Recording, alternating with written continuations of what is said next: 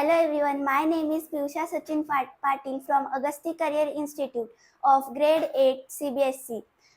Today I am going to teach you the topic of reproduction in animals. सर्वात आधी आपल्याला बघावं लागेल की रिप्रोडक्शन म्हणजे काय. रिप्रोडक्शन म्हणजे the production of offspring to maintain species of our ecosystem, म्हणजे की आपल्यासारखा एक नवीन जीव तयार करणे आपल्या इकोसिस्टीमला मेंटेन ठेवण्यासाठी. किंवा it is a biological process through which living organism produce offspring of their own kind, म्हणजे की ही एक बायोलॉजिकल प्रोसेस आहे ज्याच्यात लिव्हिंग ऑर्गॅनिझम आपल्या ओन काइंडचं ऑफस्प्रिंग बनवू शकतो परत. It is essential for maintaining the balance of life in the ecosystem. हे गरजेचं आहे कारण की आपली लाईफ इकोसिस्टीममध्ये मेंटेन ठेवण्यासाठी. आता रिप्रोडक्शनसाठी काही इव्हेंट्स लागतात.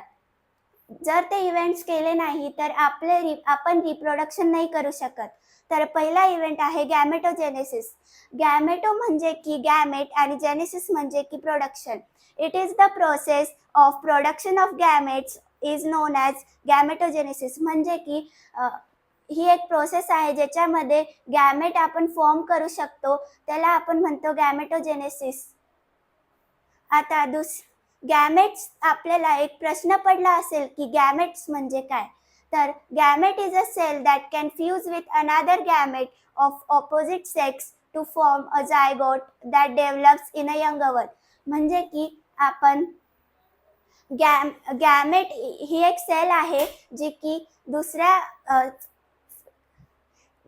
दुसऱ्या सेक्सच्या सेल सोबत फ्यूज होऊ शकते, दुसऱ्या गॅमेट सोबत फ्यूज होऊ शकते, जी की आपल्या अपोजिट सेक्सची आहे. त्याला आपण जे की एक झायगॉट बनवता आणि ते आपण आपल्या यंगर वनमध्ये बॉर्न होतं, एक बेबी बॉर्न होतं. आता गॅमेट्सचे दोन टाईप्स असतात, मेल गॅमेट आणि फिमेल गॅमेट. मेल गॅमेटला आपण स्पर्म म्हणतो. स्पर्म हे मोटाईल असतं जे की लोकोमोशन करू शकतं, जे की एका जागेवरून दुसऱ्या जागेवरती ट्रॅव्हल करू शकतो, त्याला आपण म्हणतो मोटाईल, जे की स्पर्म असतो. आणि फिमेल गॅमेटला आपण ओहम म्हणतो, जो की नॉन मोटाईल असतो. नॉन मोटाईल म्हणजे की जो एका जागेवरून दुसऱ्या जागेवरती ट्रॅव्हल नाही करू शकत, जो की नॉन लोकोमोटरी असतो. आता आपली दुसरी प्रोसेस आहे इन्सेमिनेशन, म्हणजे की transfer of male gamete towards the female gamete is known as insemination. म्हणजे की आपल्या मेल गॅमेट हा एका जागेवरून दुसऱ्या जागेवरती जाऊ शकतो, पण फिमेल गॅमेट नाही जाऊ शकत. म्हणून ते एका जागेवरती फिमेल गॅमेट स्टे असतो आणि मेल गॅमेट जेव्हा फिमेल गॅमेटकडे येतो त्याला आपण म्हणतो insemination. The transfer of male gamete towards the female gamete is known as insemination. आता तिसरी प्रोसेस आहे fertilisation. The process in which the fusion of male gamete and female gamete happen is known as fertilisation.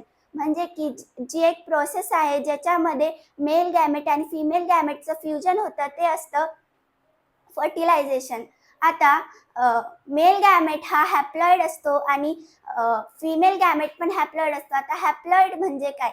Haploid म्हणजे एका सेलमध्ये एका टाईपच्या क्रोमोझोमची फक्त एक कॉपी. आणि डिप्लॉइड आणि झायगॉट हा हॅप्लॉइड मिळून डिप्लॉइड बनवतं. आता डिप्लॉइड म्हणजे काय, एका सेलमध्ये एका टाईपच्या क्रोमोझोमचे दोन कॉपी, म्हणजे की डिप्लॉइड सेल. आता हे मेल गॅमेट्स आहे जे की मिळून झायगॉट बनवतं आणि झायगॉट पासून आपला एम्ब्रियो तयार होतो. आता फोर्थ स्टेप आहे implantation. Attachment of embryo to the endometrium of the uterus is known as implantation. म्हणजे की आपली युटेरस असती जी की फिमेलमध्ये प्रेझेंट असती. आपल्या फिमेलमध्ये रिप्रोडक्शनसाठी ऑर्गन असतो तो आहे युटेरस. युटेरसमध्ये 3 लेयर्स असतात. मधली असते एंडोमेट्रियम, बाहेर मिडल मधली असती मायोमेट्रियम आणि बाहेरची असती पेरीमेट्रियम. तर जी मधली असती ती हायली वस्क्युलर असती, ज्याला की एम्ब्रियो अटॅच होऊ शकतो आणि जो की झायगॉटमध्ये एम्ब्रियो अटॅच होऊ शकतो.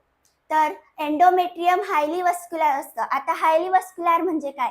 हायली वस्क्युलर म्हणजे जो ऑर्गॅनिझम ज्याच्यामध्ये कंडक्टिंग वेसल्स प्रेझेंट असतात.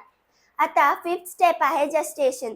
जस्टेशन म्हणजे development of embryo inside the uterus is known as gestation.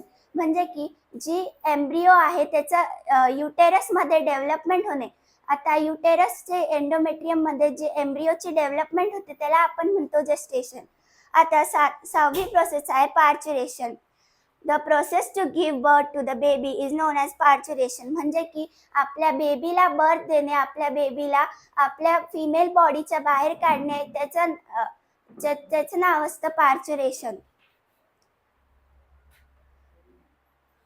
आता आपल्या रिप्रोडक्शनसाठी काही ऑर्गन्स लागत असतात ज्याला आपण सेक्स ऑर्गन्स म्हणतो. सेक्स ऑर्गन्स दोन टाईपमध्ये डिवाइड असतात, प्रायमरी सेक्स ऑर्गन आणि secondary sex organ. Primary sex organ म्हणजे काय? The sex organ which is essential for production of gamete is known as primary sex organ. म्हणजे की जे सेक्स ऑर्गन आपल्या गॅमेटच्या प्रोडक्शनसाठी इसेन्शियल असतं ते असतं प्रायमरी सेक्स ऑर्गन. आणि प्रायमरी सेक्स ऑर्गन मेलमध्ये पण असतं आणि फिमेलमध्ये पण असतं, जे की वेगवेगळे असतात. मेलमध्ये असतं टेस्टिस, जे की पेअरमध्ये प्रेझेंट असतात आणि म्हणजे की दोन असतात. आणि फिमेलमध्ये असतं ओव्हरी, जे की पेअरमध्ये प्रेझेंट असतात. आता आपण बघूयात सेकंडरी सेक्स ऑर्गन. म्हणजे की the sex organ which required for transport, store and mature the gamete is known as secondary sex organ. म्हणजे की जे सेक्स ऑर्गन जे गॅमेटला ट्रान्सपोर्ट करायला मदत करतं, स्टोअर करायला मदत करतं आणि मॅच्युअर करण्यासाठी मदत करतं ते असतं सेकंडरी सेक्स ऑर्गन. तर सेकंडरी सेक्स ऑर्गन पण मेल आणि फिमेलमध्ये असतात. मेलमध्ये असतं वास डिफरन्स आणि युरेथ्रा आणि फिमेलमध्ये असतं ओव्हिडक्ट किंवा आपण त्याला फॅलोपियन ट्यूबही म्हणतो आणि युटेरस असतो फिमेलमध्ये. आता आपण मेल रिप्रोडक्टिव्ह सिस्टीम बघूया. मेल रिप्रोडक्टिव्ह सिस्टीम हा पेल्विक रिजनमध्ये प्रेझेंट असतो.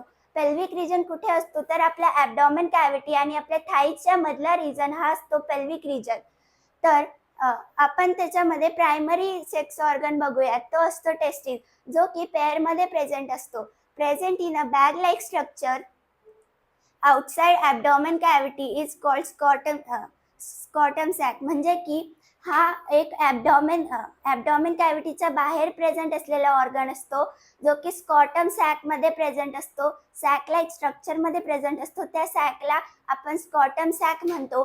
It is present outside the abdomen cavity because for the formation of sperm it needs 2 to 3 degree Celsius less temperature than the body. म्हणजे की ते बॉडीच्या बाहेर का बरं प्रेझेंट असतो? कारण की त्याला स्पर्मच्या फॉर्मेशनला 2 ते 3 डिग्री सेल्सिअस आपल्या बॉडीच्या टेम्परेचरपेक्षा कमी टेम्परेचर लागतं. म्हणून ते बॉडीच्या बाहेर ॲब्डॉमेन कॅव्हिटीच्या बाहेर प्रेझेंट असतात.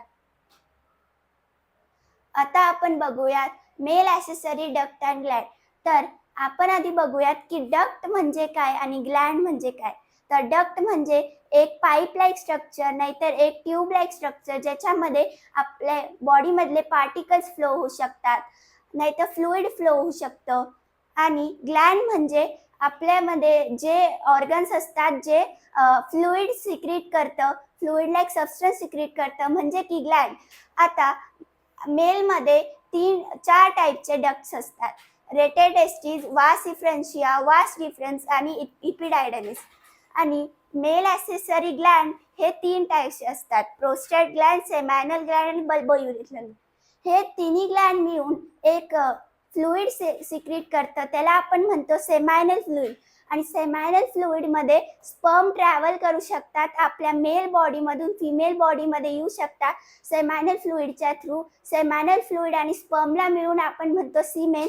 जे सिमेन असं असतं की जे स्पर्मला आपल्या मेल बॉडीमधून फिमेल बॉडीमध्ये ट्रान्सफर करायला मदत करतं. आता इथे आपण बघूया डायग्राम. इथून टेस्टिसमधून स्पर्म प्रोड्यूस होतो, म्हणजे की टेस्टिस हा प्रायमरी सेक्स ऑर्गन आहे. इथून तो टेस्टिक्युलर लॉब्युल्समधून तो निघतो. मग तो रेटेटेस्टिसमध्ये जातो, मग तो वास इफ्रेन्शियामध्ये जातो, मग तो इकडून बाहेर निघतो, तो वास डिफरन्समध्ये जातो. मग वास डिफरन्समधून तो इथे इजॅक्युलेटरी डक्ट म्हणतो आपण त्याला, कारण की हे एकच पाथवे असतं युरिनला पण फ्लो होण्यासाठी आणि स्पर्मला आपण बाहेर जाण्यासाठी. याला आपण इजॅक्युलेटरी डक्ट म्हणतो. आणि हा जो ग्लँड आहे तो प्रोस्टेट ग्लँड आहे. इथे सेमायनल वेसिकल आहे आणि हा युरिनरी ब्लॅडर आहे. आणि इथून हे दोन आहे बल्बो युरेथ्रल ग्लँड, ज्याच्यानी आणि हा जो पाईपलाईन स्ट्रक्चर आहे त्याला आपण युरेथ्रा म्हणतो. आणि इथे एक ग्लॅन्स पेनिस नावाचं ऑर्गन आहे आणि आपल्या बॉडीमधून ते स्पर्म बाहेर निघतं. तर आता आपण बघूयात स्पर्मॅटोजेनेसिस. तर स्पर्मॅटोजेनेसिस म्हणजे काय? स्पर्मॅटो म्हणजे स्पर्म आणि जेनेसिस म्हणजे टू फॉर्म. तर the process of formation of sperm is known as spermatogenesis. म्हणजे की ज्याच्यामध्ये स्पर्मचं फॉर्मेशन होतं, ज्या प्रोसेसमध्ये स्पर्मचं फॉर्मेशन होतं त्याला आपण म्हणतो स्पर्मॅटोजेनेसिस. स्पर्मॅटोजेनेसिस हे सेमिनिफेरस टिब्यूलमध्ये होतं.